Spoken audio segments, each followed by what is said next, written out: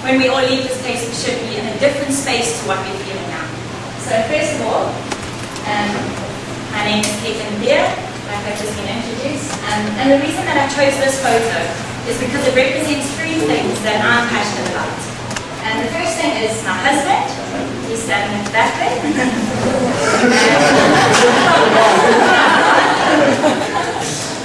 And the second thing is the beach. I love the beach, I love the sea. And then the third thing is my life. I'm passionate about my life. I'm passionate about life. And this talk is about making you passionate about your life too. So first things first, did you all get a little thing at the door? Everyone have one. Does anyone not have one? Anyone not have one? Can we just bring them in?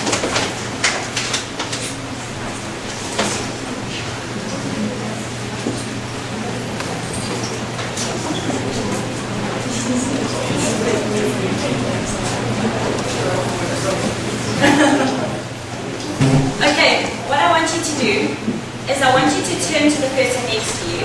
I know that this might be a bit strange or awkward, and the whole point of this is to help us to step out of our comfort zone.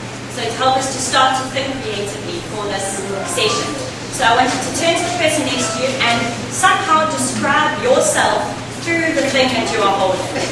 So it can be absolutely anything. If I look at this pen, I could say, if I look at these colors, it could describe that I'm a colorful person. Or I'm a very sharp person. Or something creative. I'll give you half a minute. So it's literally just 30 seconds to think of something that you can relate to yourself about your item.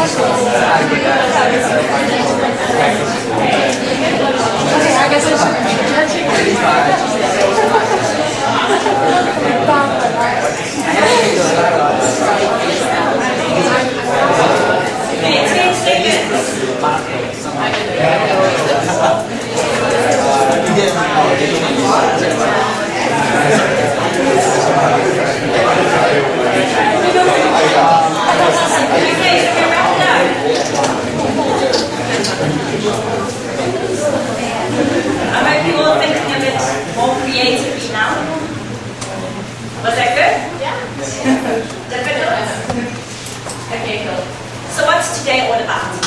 The first thing is inspire. I want you to leave here feeling inspired. And I think this whole idea of inspired is something that we feel a lot of the time. It's not an uncommon feeling. If I think of every week when I go to church, most Sundays I'm inspired. We can meet with a friend during the week and you can leave coffee and feel inspired. You could watch a TV program. I could even turn on a TV and do you know that home improvement show where you move that bus? I don't know what it's called, but I can watch that for 5 minutes and I'm tearful and I'm feeling inspired. But the problem with inspiration in the world today is that we often feel inspired and while we listen we think, you're fantastic and I'm fantastic and life is fantastic, and then we leave and we forget. We forget what we heard, we forget why we were fantastic, we forget why they were fantastic, and basically we leave feeling inspired but only for 10 minutes. And so it has no real effect on our lives. And that's what life coaching is all about, and I'll get into that now. So the second thing is I want you to feel challenged. And so hopefully we can get inspired, but we can put it into action, so that by the time we leave here, we can do something with that inspiration. Does it sound good? I need some feedback. Okay, so life coaching. Has anyone here heard of life coaching? You can raise your hand. It's a fairly new industry. I studied psychology for 6 years, so I know all about psychology. Psychology looks at your past, life coaching looks at your future. So life coaching is helping you to look forward, it's helping you to set goals, it's helping you to move forward. I know in places like America, possibly Canada, it's become a huge thing, it's really taken off. I'm from South Africa, it's sort of very slowly getting there. I qualified as a life coach 2 years ago. I was the youngest in my course by, I think, 15 years. So I'm still very young, but it was a completely new thing. It's a new industry. exciting industry. And to sum up quickly what a life coach is, the first thing, this is how I like to explain it, is mentor. The first role that a life coach plays is that of a mentor. Now, I don't know if anyone has had a mentor before, someone that's older than you, someone you look up to. But as a life coach, what we do is we believe in you. You as the client. We become your biggest fan. We think you are fantastic. We think you can achieve everything you set your mind to. And what happens to a client when someone believes in them is that they actually do those things. Because that's all a lot of us are looking for, is just someone to say to us, you can do it. I believe that you are capable. I believe that you can do that. And I know I've got a friend who's a life coach in a big city back home, and she was coaching a woman who had been wanting to write a book for 7 years. And in 7 years, she hadn't got to actually writing it. She had the talent, she had the time, she just hadn't started. And by, I think it was the 7th week of life coaching, you see a client once a week, she had written 7 chapters of her book. It's now published and I've read the book, and it's a really good book. And if you ask her what got her into action, she'll tell you it was someone said, I can do it. Someone said, every week, I believe in you. So that's the first role, that of a mentor. The second one is that of a business manager. Has anyone here ever had a business manager or a manager? A manager, someone that's above you in the working world. If you're a teacher, it could be your principal, it could be the head of department, if you're in a certain company, head of department, anyone that's above you. What we do in this role as the business manager is that often when we set goals, we start here, say this is A, and our end result is B. And we go like this, and we try and jump, and then we sort of lose track, and then we go underwater for a while, and then we come back up over here, and then we usually sink and we're back here again. But we usually sort of miss it somewhere. So as the business manager, and this is what often business managers do in companies, is they set big stepping stones. So they sort of say, by next week Friday, that is the deadline for the draft of whatever you have to write. The following week is the deadline for the actual article that you write. So we sort of set these big things, big stepping stones, so that we can check every week to see where you're at, rather than just little actions that sort of end up being nothing. So that's the business manager. The last one is the sport coach. Does anyone here enjoy sport? Ooh, that's what I was going to talk about. I don't know if anyone watches tennis. We just had the big Wimbledon final last weekend. But we love watching tennis, my husband and I, and we love playing tennis. And if you think of the game of tennis, does everyone know tennis? To some extent, okay? If you think of a player like Rafael Nadal, he's one of the best in the world. He has a coach. Now, his coach isn't better than him, definitely not better than him. He doesn't necessarily know the game more than Rafael does. But when Rafael stands on the court, when Nadal stands on the court, he might hold his tennis racket like this, okay? Now, the coach is standing over here and can look at that, and he can see that if Nadal moved his racket that much, it could change the whole game. And that's what we do as a coach. We get to stand on the side. We're not better at your life than you are, but we get to stand back and to say, oh, you know, if you tweak that a tiny little bit, you might see a massive difference. Or if you approach that problem just a tiny little bit, you can see a massive difference. So those are the 3 roles that we play. And I am coaching here in Korea, but I'll talk about that a bit later. So let's get into the actual session. I don't know if I'm able to click on that. Okay, we're going to watch a short movie clip.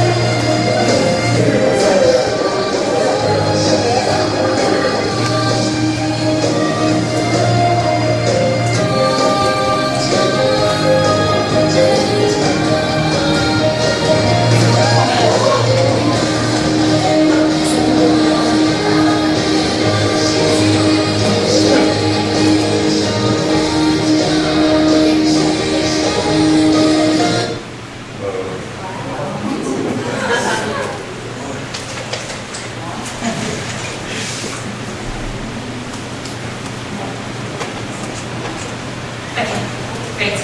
Did you like that? Yes. I love that little movie show.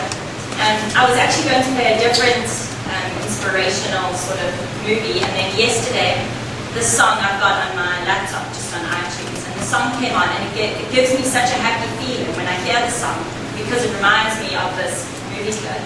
So I immediately thought, should I not?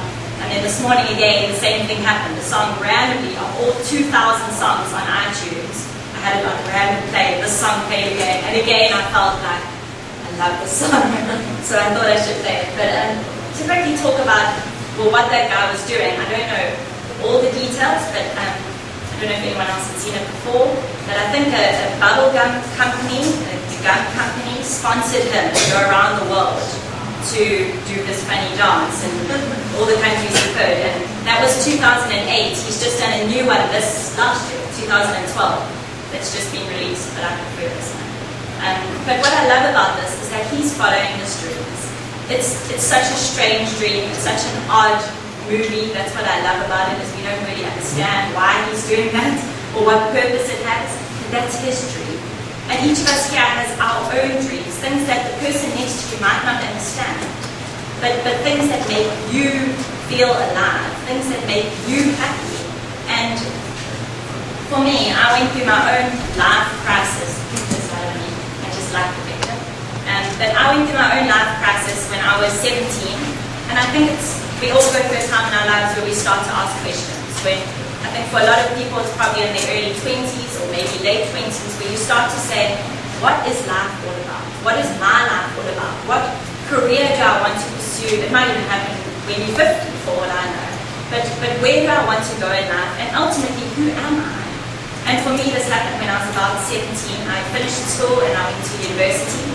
I was my first year in university, and at school I had sort of been the person that was good at everything. I was good at sports, and I'd done the whole academic thing, and everyone knew I was a strong Christian, and everything was just great. But when I got to university, I was just a nobody. I was just one of thousands. And it was such a good time for me to actually just really sit down and think, who am I? I don't want to be the person that's known because I'm a good runner. I mean, that's great, and I enjoy running, but I was tired of that. I didn't want to be labeled. And I started this self-discovery, or this journey that I'm still on today. It's something that I want to challenge us to start today, in discovering who am I, what are the things that make me me, that everyone else might not know about me. So things like, everyone knows I enjoy running. Everyone knows, I'm trying to think of other things that everyone knows, that I enjoy public speaking. Those sort of things. Now, to think out the box, what don't they know about me? What actually makes me come alive? And then that's the next thing I'm going to say, my own life crisis and the question that changed my life. And there was a question that I asked myself, and this was way back then. I think I was a bit young to be getting it so deep into life. I grew up too fast. But and this question, and I'm going to get onto it now, and we're going to do a bit of writing ourselves. But the question is, what makes you come alive? So it says, ask what makes you come alive and go do it. And when I say what makes you come alive, I mean, what could get you to wake up every morning? If you knew you were doing that one thing. What, when you're doing that one thing, you lose track of time? What's that one thing that while you're doing it, you're always smiling? Because ultimately, this is what we should be doing every day, all day. We weren't created to be stuck behind desks and boring careers where we're hating our lives, we're hating our jobs, and then you bring it back home and you end up hating your husband too. We were created to live fully. I think there's a purpose for every single one of us here. And I mean, my husband's an accountant. If I had to be accounting for more than 15 minutes, I would be bored out of my mind. But that's his thing, and he doesn't necessarily love accounting either, but that's his thing, it's not my thing. And each of you has something that makes you tick, that makes you really feel alive. And the reason I put this picture on here was when I was 17, so give me some grace here, I rediscovered swinging. And I figured out that I love swinging. It was something I hadn't done since I was a little child, but I started to spend a lot of time on my own just thinking and going for long walks, and really I was in a really bad space. And I ended up going to the park a couple of times and swinging. And there was one occasion when I went to the park. This was back home, obviously. And I was swinging, and there was a little boy. He was probably age 2, and he was playing in the sand pit below the swing. So I was sort of almost swinging over him, watching him play. And his first language is Afrikaans, which is another language in my country. It's my husband's first language as well. But I'm not very good at Afrikaans. So he was playing in the sand pit, and the more I swung, the more I realized that he had a tortoise, a baby tortoise, a real tortoise. And he was sort of driving the tortoise around the sand pits. So I thought maybe it was a bit dangerous, but for now it looked very innocent. He was sort of almost just moving it very softly around. I then watched him put it down and bury the tortoise under sand. So I obviously sprung off the swing and tried to speak to him in my very broken Afrikaans to try and explain, and we ended up setting the tortoise free into the bushes, and the tortoise lived its life. But for me, it was such a significant moment because it was me on my own doing something that I love, and for some reason I remembered that child. But for me, and I'm sure we all have things like this, where you remember a moment where it was just you in the world, and you laughed.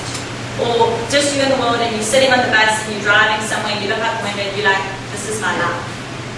And we all have these moments, but what makes you come alive? So we're going to hand out some pieces of paper now. And I do have extra pens. If you have a pen in your handbag, or if you have more than one pen, please share. And let's get the papers out. Once you've got the papers, I'll explain what you can do. Who doesn't have a pen? I don't have a lot, but we can try and share.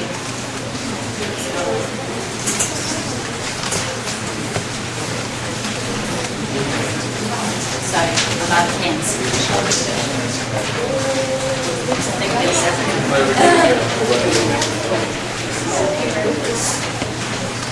Okay, so we're looking at the side of the paper that says, what makes you come alive? It's double-sided.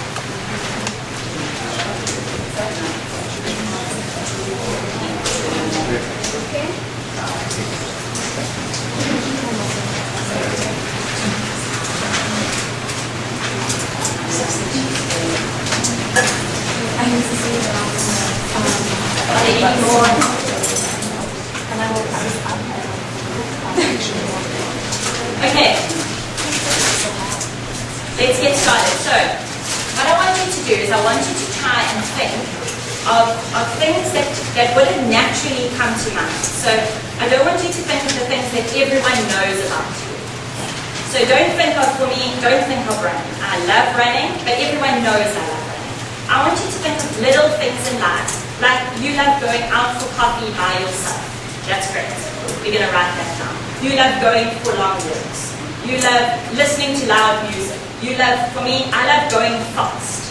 It doesn't matter what it is, I love going fast. I love fast boats, I love fast things. I love bungee jumping, anything that goes fast. So things like that. If you can think of anything, food you like eating, anything that you enjoy, you can write down 5, 6 things.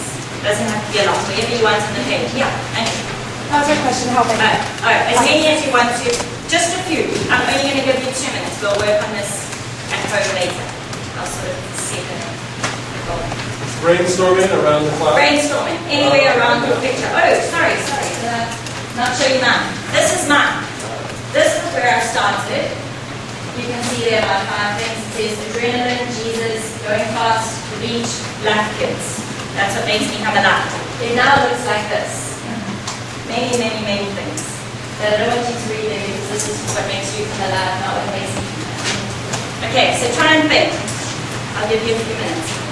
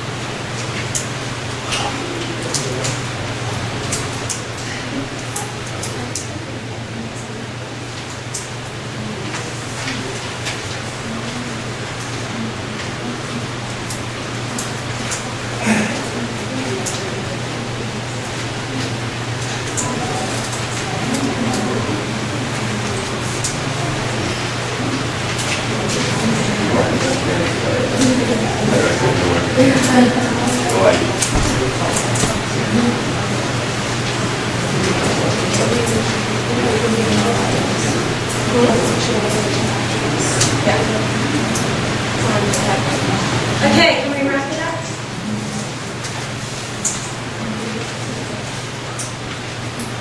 Okay, what I want us to do with these sheets, because just like I said earlier, we often inspire in the moment, but then we ended up walking out and it will go straight into the garbage bin, South Africa. So, what I want us to do is, I want you, for the next week, to try and intentionally add to this page, okay? So it has to be intentionally, otherwise it won't happen. So you're going to need to stick it on your fridge or put it on your car seat so that every time you get in the car you see this stupid paper sitting there that you have to write on, or somewhere where you will find it.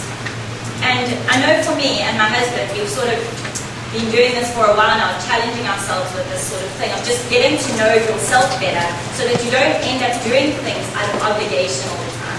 Because a lot of our day we end up doing things that we don't really want to do.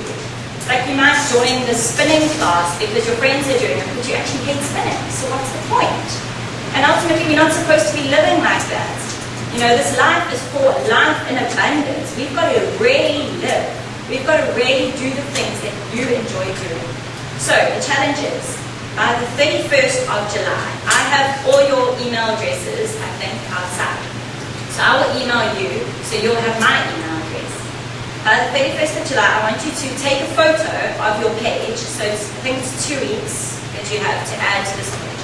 Take a photo of your page and highlight or circle 2 things that you're going to try and do more of. So 2 things that you love doing, but you just haven't been making time for it. And while we were coming here on the bus, I actually thought of a friend of mine who I love spending time with. She's not here in Korea, but she's a couple of years younger than me. But when I'm with her, I really feel alive. I laugh like I don't laugh like that with anyone else. And I thought, you know what, I need to start Skyping with her. Skype on the 13th. And so that's something for me that I would definitely be searching now, saying that is something I love doing and I'm not doing enough of it. So, 31st of July. I want to see your pages. I'm not going to do anything with it. But this is the whole thing about goal setting, is that if you don't have an actual date to do something by, it won't happen. So you've all got a challenge now. You've got something to do with this. And I don't mind if there are only 6 things on your page. But try to think during the day. You might be walking to the shops and you see something and you think, oh, I love beautiful gardens. Write it on your list. Okay, got it? We're going to do it? Yes. Good. Okay, so now we're going to jump into something completely different. So you don't need to turn over your page now, but we are going to get there. And the reason I'm doing this is because it's great to focus on ourselves and it's great to get to know yourself. And ultimately, when I life coach, I do this exact thing. This what makes you come alive with my clients, and we can create an entire career based on that. You can create what you're going to do for the rest of your lives based on what you enjoy doing. So that's so important. And I also want to get into the goal setting side. And I only have an hour, so I'm rushing us like crazy. So we're going to jump into something completely different to sort of separate your mind from what we've been doing. Leave that for when you get home. And now we're going to jump into goal setting. So, goal setting. I think there's a huge difference between a goal and an ideal. And a lot of us confuse the two. A lot of us have some fantastic ideas, that we never do. So we call it fail, but we never ever made it a goal. So you can't really fail at an idea. So there are 3 things that I say will make a goal successful. It makes a goal effective. The first thing is your goal needs to be realistic. And this sounds simple, but it's so true. So many of us set ourselves goals that we know we're going to fail. You know, you can say, I want to lose 10 kilograms. I don't know what that is in pounds. But you know realistically you're not going to lose 10. You might lose 1 or possibly 2. So you're going to fail. So you're setting yourself up for failure. And you are not a failure. But you will label yourself as a failure because you are unrealistic. So I'm trying to think of more realistic goals.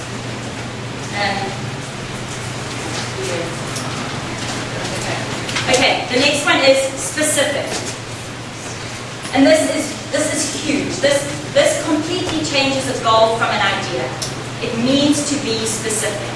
And when I work with clients, this is something that will I will literally really zone in on this thing until they get to a specific goal. And I'll tell you what's not a specific goal.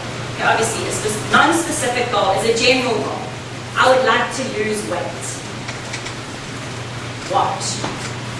Can we even call that a goal? When will we know that you've lost the weight? How? Like, it's not a goal. I want to lose weight. Okay. I would like to have a happier marriage with my husband. What do you mean? What is happy? What is a happier marriage? You will never be able to actually say whether you achieved it or not because it's so vague, it's so up in the air, and so unspecific. That's the word. So your goals need to be specific, and what I mean by that is something like this. Okay, let's say I do want to work on my relationship with my husband.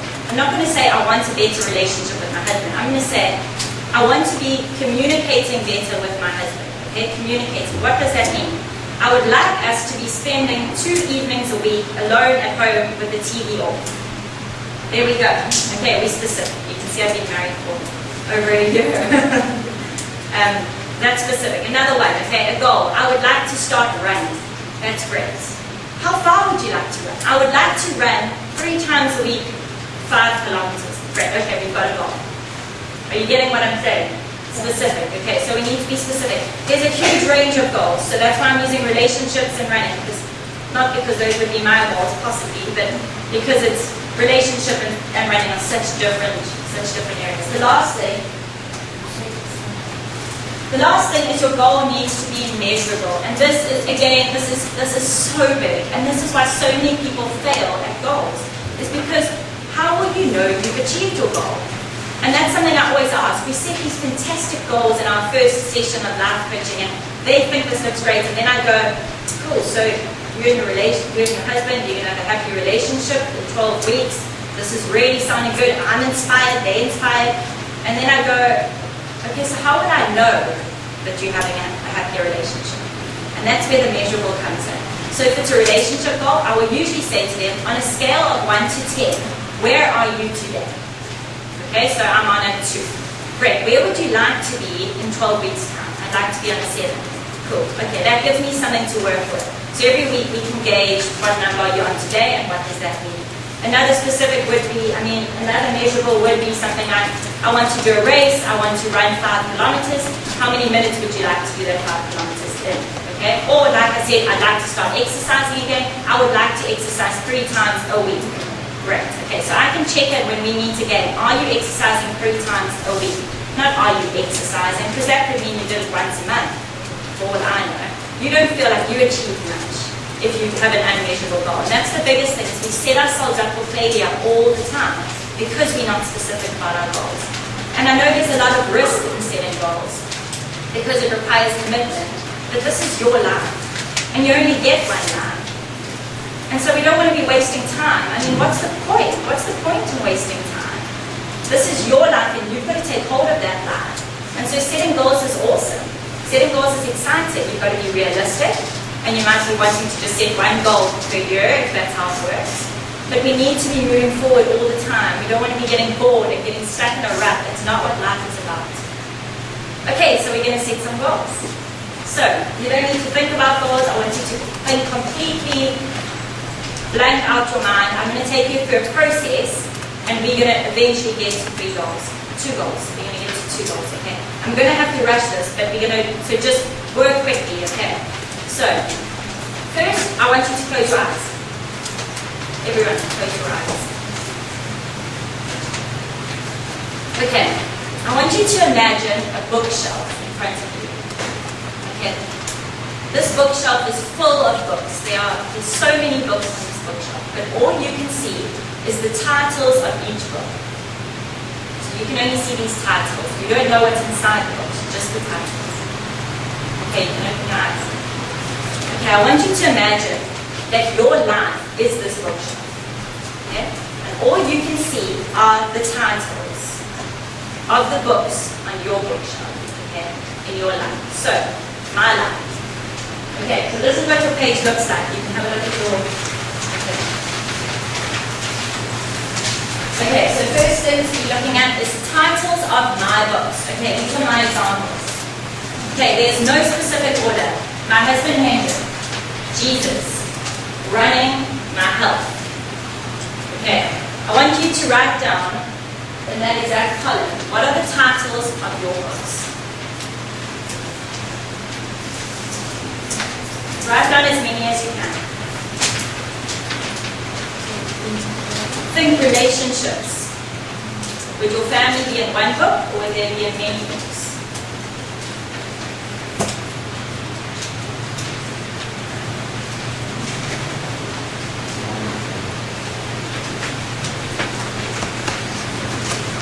Okay, think about your career. Would that be a book? It's not what you want on your bookshelf, it's what is on your bookshelf. Okay, what do you do for fun? What would you call that book? What are your hobbies, passions?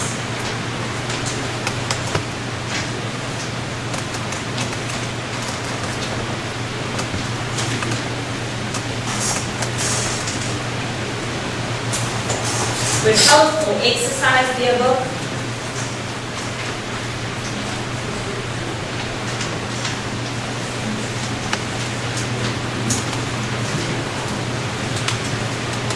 Would travel be a book?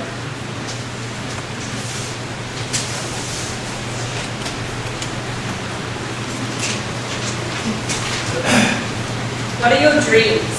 Would dreams be a book? Friends, old friends, new friends.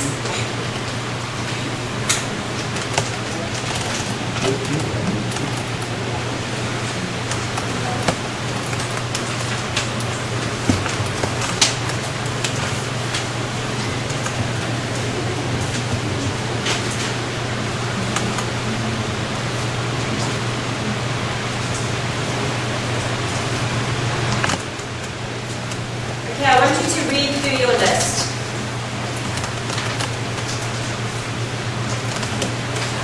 This should sum up your life.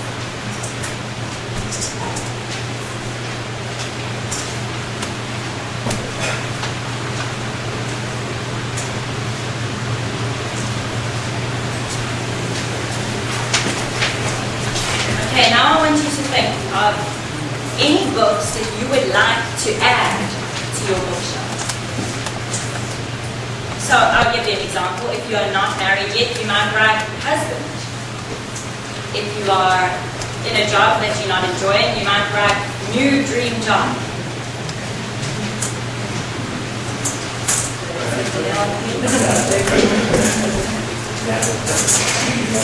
Yeah, keep adding to your list.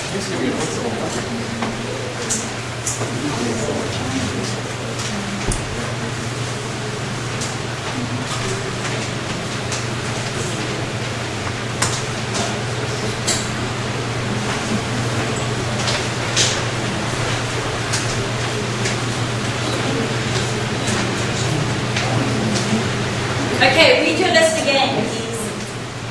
If I had to look at this list, I would be able to know a lot about you.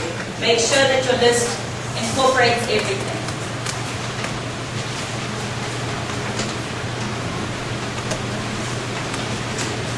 Okay, when you're done, you can look up so that I know where I'm working.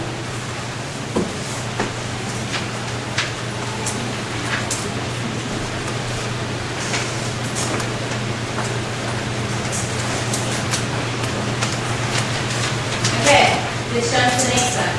The next thing is called happy or work on. What I mean by work on is it's something I could work on. Okay. If you're happy with this area, I want you to do a circle. This is what we do at school all the time. If it's something you could work on, I mean even a tiny bit, do a cross. Okay, so happy work on, happy work on. This is just an example. It's not necessarily what I'm happy with and not happy with.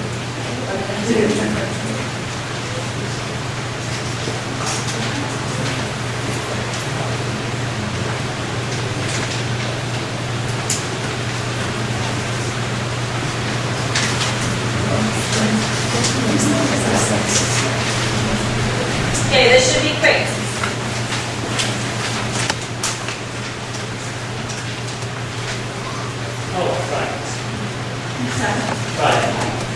Triangles, middle. Middle is no.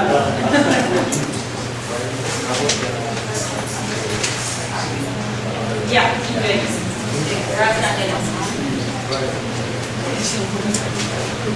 Okay, finished? Okay, now we're going to jump into a bit more of a difficult one. Okay, so this is called chapters within the same book. Okay. What I mean by this is that sometimes we call our books things, but actually they can sort of fit together. So I'll give you an example. If I had written exercise as one and health as a different one, they might actually fit together. So then I would rename that as something else, okay? So, example, okay? You can just put a cross at the ones that are individual, that is it. There is no other thing with it. At the bottom I've just said, yes, running and my health can go together, equals, give the book a new name. If they're all individuals, that's absolutely fine. You can work with that as well.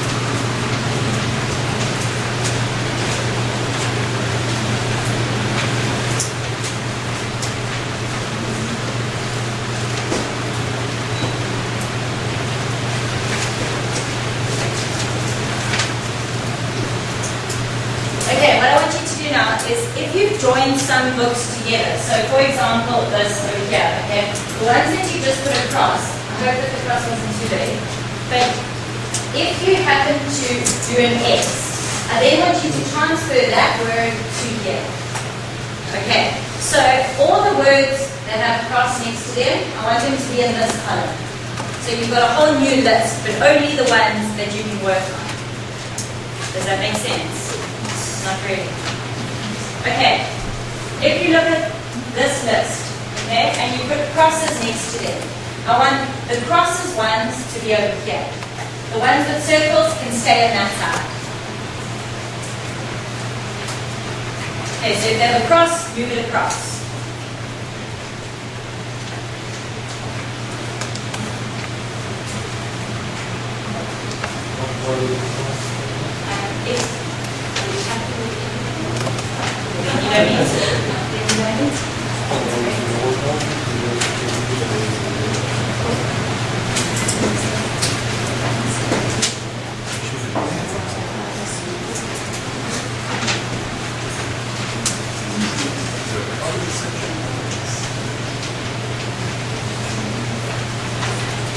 Okay, done? Anyone?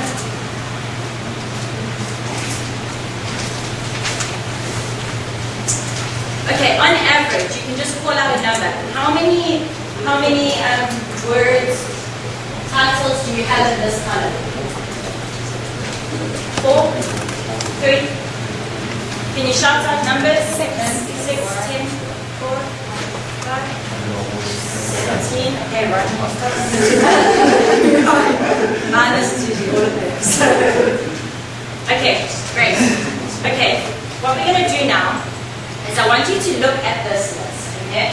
If you're working with anything below 6, it will be a lot easier. If you're working with a lot of them, you're just going to really need to think quickly and work through this quickly. Okay? I want you to look through your list now, okay?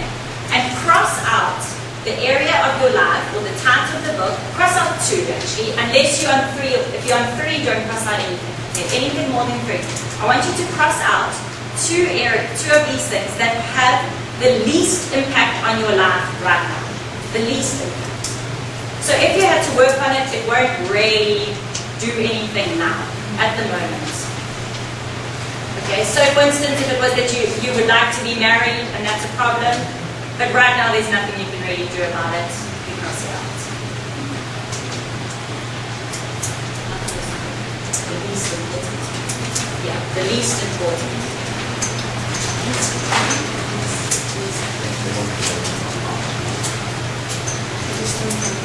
Okay, those things are important, and I understand that they're important, but for this exercise, we won't be working with them.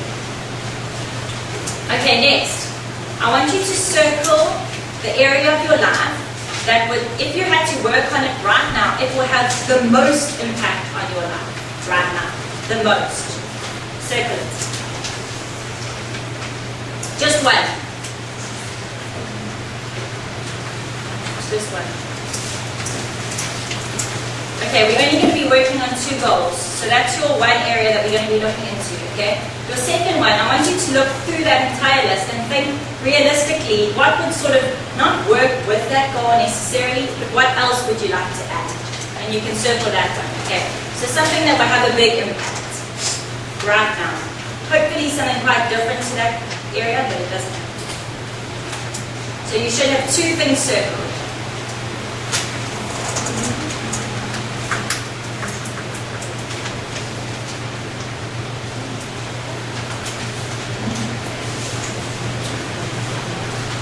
Okay, done. Okay, we're going to be 10 more minutes, so we're going to do this really quickly. Okay, I want you to look at the first area. Now it's very difficult to do this in a group setting because I would normally ask a lot of questions, but we're going to try our best to see if we can get something. Okay, I'm going to give you a bit of time, so you're going to work on this on your own. What I want you firstly to do is think of what is going on in this area in your life right now. Okay, try not to give it into negative thinking and going down a whole train of how bad your life is. We're not going there. This is just facts. What is going on there right now?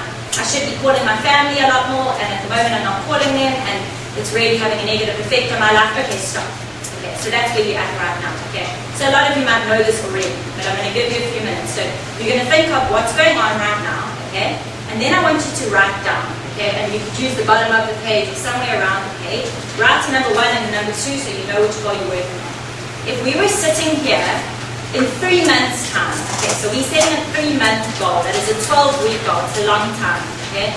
If you were sitting here in 3 months' time, what would you like that area of your life to look like? And I want it to be 1 sentence. Okay, so that's the challenge now. Okay, so you're writing that down. So think about it a bit. Where are you at now? And then write down where would you like to be for 12 weeks in that area. In 1 sentence. So I would like to be communicating with my husband more. Done. I would like to be phoning my parents more. I would like to be running more. Whatever it is.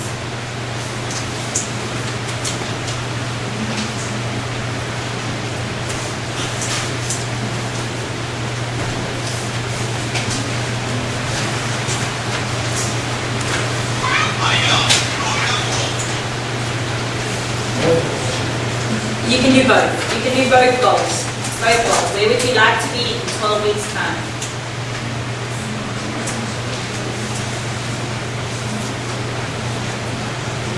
Remember, realistic, measurable, and specific.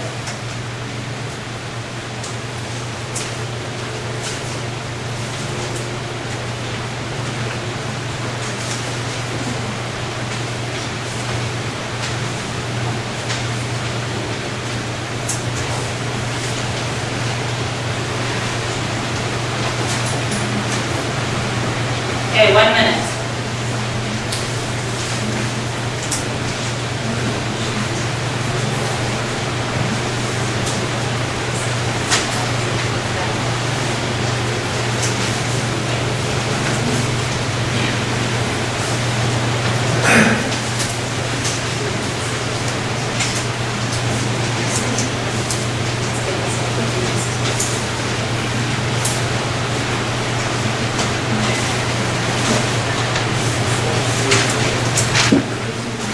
Okay, if you look at that goal, if we were sitting here in 12 weeks' time, would I be able to know how you have achieved that? Okay, you might need to write this down separately. Sometimes we have to, if it's a relational goal, you might need to write a scale. If you feel that you need a scale, right now I'm sitting on a 2, I would like to be on a 7. We could add that to the goal, but often when I write down the person's goal, I usually write the goal, and underneath I say measure. So I say, measure, I will know they've achieved this, because they would be running 4 times a week, because they would be on a 7, because blah blah. So if I read your goal now, I will know how you're going to achieve that, or whether you achieve it.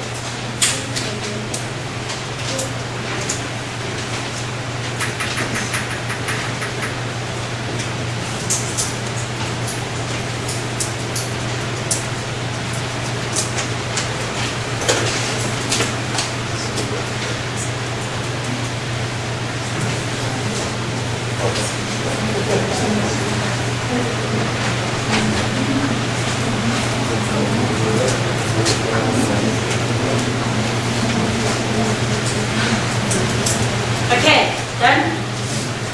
Okay, great. Okay, when it comes to actually working on goals, it does take a lot of work, and the biggest thing that I could advise on working on goals like these, I mean, these are very real. You have basically looked through your entire life and chosen 2 areas to work on. So this is really where you are at right now, which is really important, and I would really challenge you to work on these goals. You're welcome to email them to me, because I will email you you will get my email address, because I will email you. So you're welcome to send them to me, and I can check up with you how you're doing every week by email.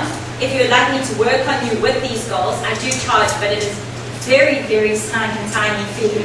Just because I have to charge, because if I don't charge, you won't commit. And I have been there, and I did it the whole of last year with a number of clients that didn't work at all.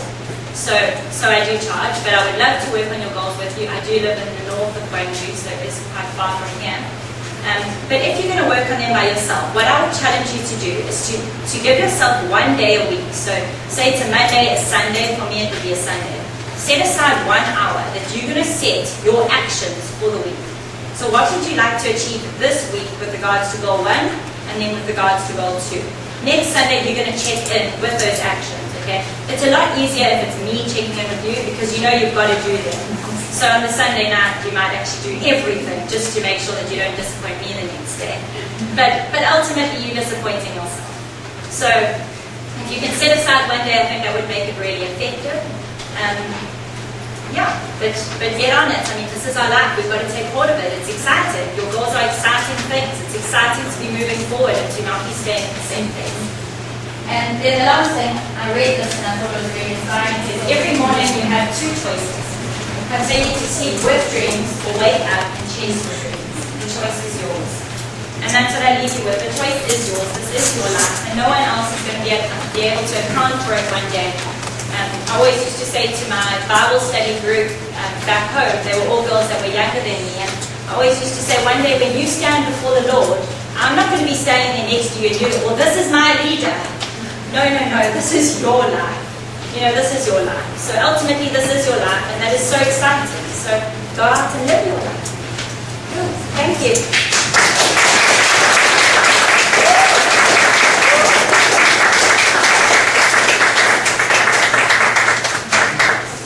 So now it's time to question and answer portion of the talk. This talk is a little bit different from the conventional talk, more of a workshop. So some of the questions may be a bit different. If you didn't get a sheet of paper or a pen, raise your hand and someone can be around to get you some paper if you have any questions for Caitlyn. Caitlyn, you've been a life coach for 6 years? 2 years. You've been interested I studied psychology. 6 years, okay. Yeah. 6 years in the field. What is your most, you said a British version of your most inspiring story that you encountered, the most, someone you I've got a good one. changed or Yeah, I've got a good one. Last year I worked with a client. I was working in the corporate world. I was actually employed in the corporate world, not as a life coach, but I was coaching at the same time in the corporate world. And I coached a client who was 35 years old. She had 2 kids. And she's such an inspiring, like when she walks in the room, everyone knows she's one of those type of people. But she didn't think so. So she really thought, she just had a low self-esteem. And when we actually dug into it, it was ultimately that she had never followed anything that she actually wanted to do. So she had achieved so much, but nothing was what she had wanted to do. And all she had wanted, her dream, was to do her honours. In our country, we have to do a 3-year degree and then an honours degree in order to qualify for masters. So she wanted to do her honours in property development. So I don't know what it's called anywhere else, property development. So it's a business degree, and she had got the degree. She wanted to do her honours. Now she was 35, and she had 2 kids that she needs to support. She's got a husband, but she had basically failed because she hadn't done this one thing. And so, and she didn't have the marks. That was the biggest thing. She still couldn't get in because she didn't have the marks for it. And so I challenged her to put together a portfolio of evidence, she was in the industry, to prove that she deserved to be in this course. So we worked on this thing for weeks on end until she had a full file of evidence as to why she deserves to be there. And I interviewed her, and she's now doing her honours degree. She gave up her job, and she's doing it with my younger brother, and they're studying together in the same class of like 10. Yeah, so very inspiring. Yeah. You're a teacher here in Yes. Korea. Have you found that life coaching is a popular thing here in Korea? I haven't. If I speak to my Korean friends, they don't really know anything about this. I think, if I can say as a very broad maybe comment to make, as a culture, I don't think that they as focused on you, the individual. We so, in the Western world, I think at the moment we become so, I don't know what the word is for it, but very self-help. Very caught up in the self-help world, whereas Korea is a much more community culture. So a lot more is focused on other people and not necessarily on you. So when I do challenge people on things like you setting goals for you, it's sort of like, but why? You know, we sort of need to see the bigger picture. And I love that. And we have obviously a lot of cultures in South Africa, and one specific culture is very similar to that, very community-based. So I haven't seen a huge, I don't know, ethics around. Yeah. How do you deal with realistic responsibilities like student loans or any sort of monetary setback that may cloud certain goals? That's a massive one going back home now. Unfortunately, we didn't have any study loans to pay back. I'm obviously married and I'm very young. I'm 24, foreign age. And that's one of the reasons we're here, is that we're getting to save a lot of money while we're here, which is really great. I mean, we love Korea, and we love everything that Korea offers, but the money thing is great too. With going back home, I actually want to go full-time just into life coaching. I made a promise to myself when I left the corporate world last year that I would never again sit behind a computer for 8 hours a day, because it really just stole from my personality. And so, so it will be a challenge when I go back, but I think in pursuing dreams, if you can pursue a dream while almost doing something else that funds that dream, that's also fantastic. I know my husband and I have been chatting about this a lot, especially with regards to his career when we go back. And we've got a friend of mine's father's, who is an insurance broker, and that is his career. But his dream is to run a foundation for poor children, basically, in Africa. And so what he does is he uses the income from his company to fund that. So ultimately he's doing a bit of both. So that's sort of our aim when we go back, although I do want to just fully go into this coaching thing, but the risk is there, but it's exciting to do. This talk was a little bit longer than some of the other talks. It was a really discussion-based talk. So there's a few extra questions, but this is going to be the last question for the Q&A session, and then if you'd like to stay afterwards and have a discussion group, we can continue this conversation in a discussion. What advice do you have for people with histories that feel negatively on from their past into their current goals? What advice do you give? I've dealt with so many people like that, and I'm fortunate to have grown up in a family that were very dream and goal orientated, and maybe that's why I think like this naturally. I think the biggest thing is that you've got to be in control of your mind. And our minds are basically where everything begins. And so you can catch yourself on a daily basis thinking certain thoughts that basically create your behavior in a negative way. And so we need to start challenging our thoughts. And I've got a few coaching ideas that work with things like that that are really great, looking at actually what is your worldview? How do you see the world? And is that belief right?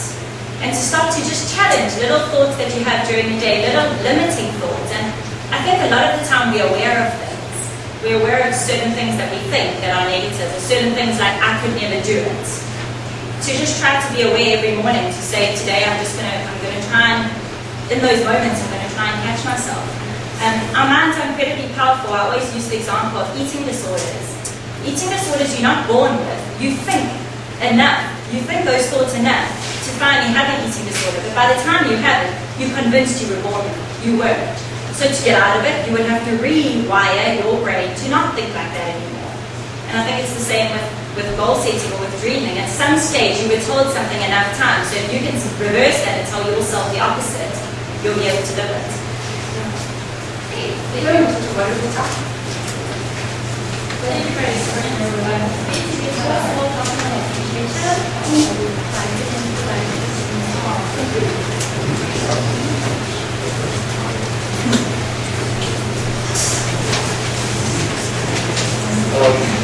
Quite frequently, we are tremendously influenced by certain small but big things to our life, but we don't appreciate it. We play or appreciate with our teeth are fixed, for example, when phone is cured by medicine, we play and we appreciate, but such invisible help, we don't frequently appreciate, especially in Korea. So, in Korea, as you mentioned, psychologists or psychiatrists, they don't make money. Because we are not trained to pay for the invisible service. But today, I'm sure many of us are inspired to do something with their goals, setting for their future. So, the level of appreciation is not big enough. So I want to appreciate this together, our appreciation. To this Caitlyn here, we would like to thank you for your support to Bangladesh citizens as a guest speaker to join us on July 13th. The topic, Life Coaching 101. Life Coaching 101 means in college level, I will give the explanation what 101 means. 101? Yeah. I just wrote it down. Mostly in college courses, 101 means start. Yeah, that's what That's what we mean. Thank you again. Yeah, thank you so much.